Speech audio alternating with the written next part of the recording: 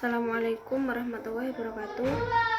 Nama saya Maya Andira dari Prodi PAI kelas 1D.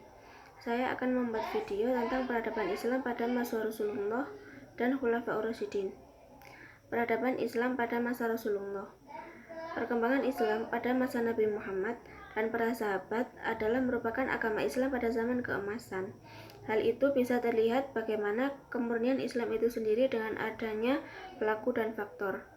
Kemudian, pada zaman selanjutnya yaitu zaman para sahabat terkhusus, pada zaman Khalifah 4 atau yang lebih terkenal dengan sebutan Khulafaur Rasyidin. Islam berkembang pesat di mana hampir 2/3 bumi yang kita huni ini dipegang dan dikendalikan oleh Islam.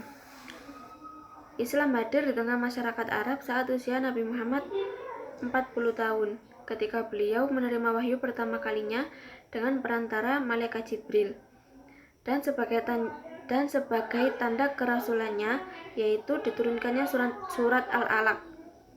Kemudian wahyu yang kedua, surat Al-Mudaththir, yang menjadi awal dakwah beliau sebagai Nabi dan Rasulullah. Pada saat itu, sosial dan politik di Arab mulai berubah dan terbagi menjadi dua periode. Periode yang pertama, periode atau fase Mekkah, berjalan selama 13 tahun. Periode kedua, periode atau fase Mekkah, berjalan selama 10 tahun. Tahap dakwah sembunyi-sembunyi yang berjalan selama 13 tahun. Tahap dakwah terang-terangan dimulai sejak tahun keempat dari nubuwah hingga akhir tahun ke-10. Tahap dakwah di luar Mekkah dimulai dari tahun ke-10 hingga hijrah ke Madinah. Tahap yang pertama, 3 tahun dakwanya secara sembunyi-sembunyi.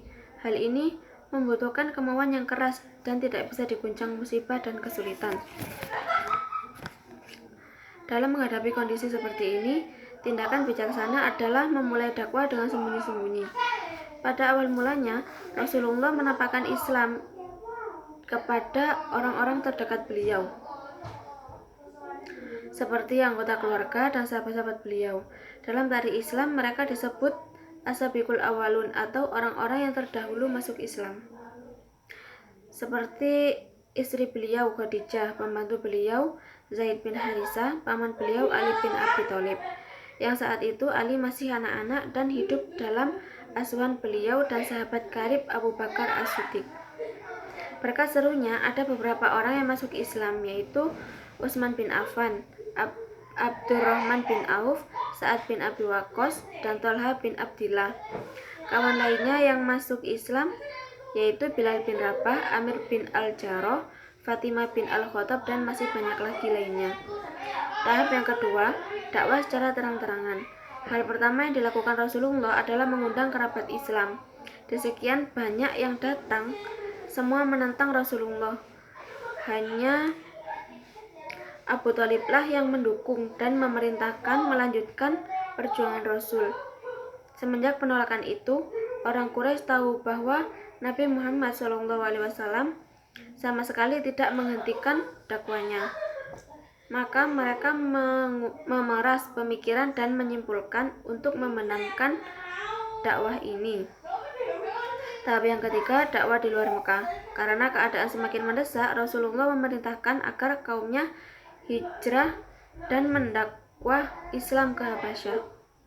Fase Madinah. Setelah Islam berhasil dan diterima penduduk Madinah melalui peristiwa Bai'at Aqobah pertama dan kedua. Peradaban Islam pada masa Khulafaur Rasyidin. Pada masa Khulafaur Rasyidin, surat juga terus dilakukan oleh para Khulafaur Rasyidin, baik dalam menetapkan solusi atau permasalahan sehari-hari. Nabi Muhammad tidak meninggalkan wasiat tentang siapa yang akan menggantikan beliau sebagai pemimpin politik umat Islam setelah beliau wafat. Karena itulah, tidak lama setelah beliau wafat, belum lagi jenazahnya dimakamkan, sejumlah tokoh Muhajirin dan Ansor sama-sama merasa berhak menjadi pemimpin umat Islam. Namun akhirnya Abu Bakarlah yang terpilih. Rupanya semangat Abu Bakar mendapat penghargaan yang tinggi dari umat Islam sehingga masing-masing dapat menerimanya. Peradaban Islam pada masa Umar bin Khattab. Umar memiliki kecerdasan dan kekuatan tubuh yang luar biasa. Pada tingkat kecerdasannya, ia mampu memprediksi dan memperkirakan hal-hal yang mungkin terjadi di masa yang akan datang.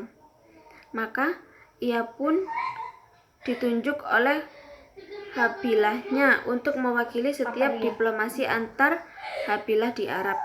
Peradaban Islam pada masa Utsman bin Affan. Dia telah masuk Islam dan hidup di Madinah. Rasulullah telah membaiatnya dan ia meninggal pada masa kekhalifahan putranya.